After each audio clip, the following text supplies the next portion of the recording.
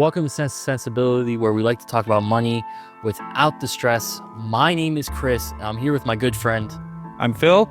So in today's episode, we're going to be tackling the next step in your financial journey, which is staying debt-free, right? Essentially breaking the shackles, right? So after all that hard work that you put into getting out of debt, the last thing you want to do is slip back into old habits to get back into debt. So we're going to share 3 simple but powerful strategies to help you stay on track for the long haul and keep moving forward towards financial freedom. All right, so number 1, first up, set new goals, right? So once you're out of debt, it's easy to feel like you made it, right?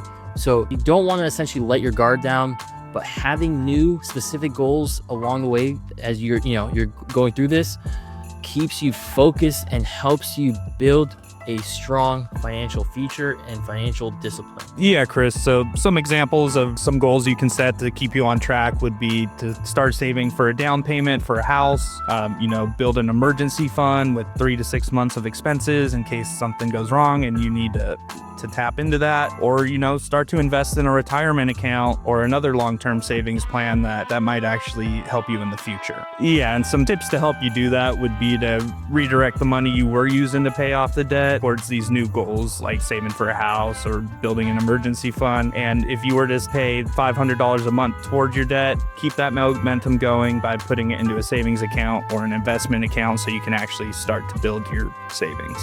Yeah, no, man, I completely agree with that. I think a lot of people lose momentum when they pay off their debt. So then they end up falling back in a cycle, or they don't keep that momentum going by, like you said, hey, rather than using that money to pay off the debt, just use that money to start building the savings, right? Or, put it somewhere else. So it brings me to my next point. Number 2, man, is building and maintaining an emergency fund, right? So this one's really a game changer. So having an emergency fund is your first line of defense of against falling back into debt, which most people don't honestly think about. And it's such a simple thing to do. Life happens all the time. When you least expect it, it's going to sucker punch you. And those unexpected expenses that come along with that sucker punch are going to derail you. And if you're not prepared, probably a lot worse. Yeah, so speaking about being prepared, an example would be, let's say your car needs $1,000 in repairs. If you've got an emergency fund, you can pay it and move on. But without one, you're reaching for a credit card and the cycle starts again, So I'd aim to have 3 to 6 months of living expenses, and I'd start small. I'd start with trying to reach $1,000 is a great milestone, and I'd build it up over time and keep it going. Yeah, I think setting good milestones is really important. I think $1,000 is good.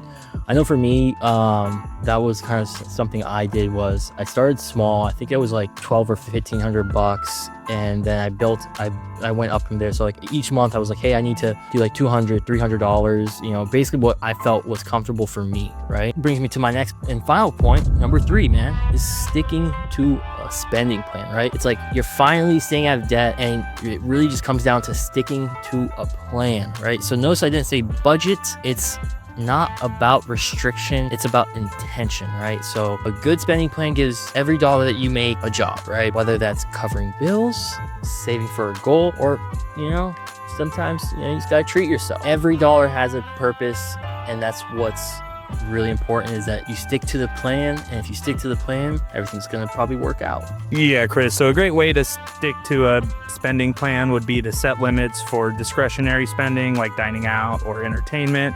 But make sure you include some fun money too, because you don't want to just have all your money going towards savings and stuff. You do want to have some fun as well, but you want to be able to keep a balance and keep on the right track.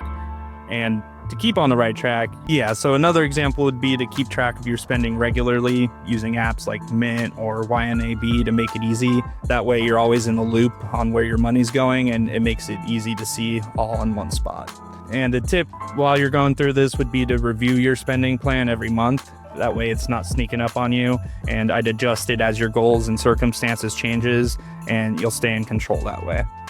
All right, so go ahead and drop in the comments.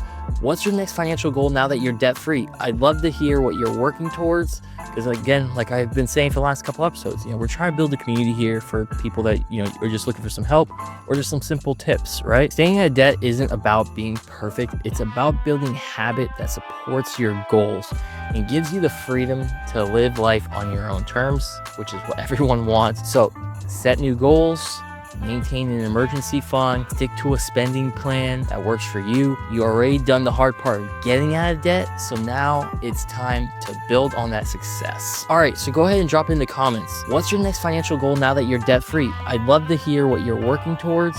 Because again, like I've been saying for the last couple episodes, we're trying to build a community here for people that, are just looking for some help or just some simple tips, right? And as always, if you found this helpful, hit the like and subscribe button and share this episode with someone who's ready to stay debt-free for life. And as always, keep your sense and sensibilities in check.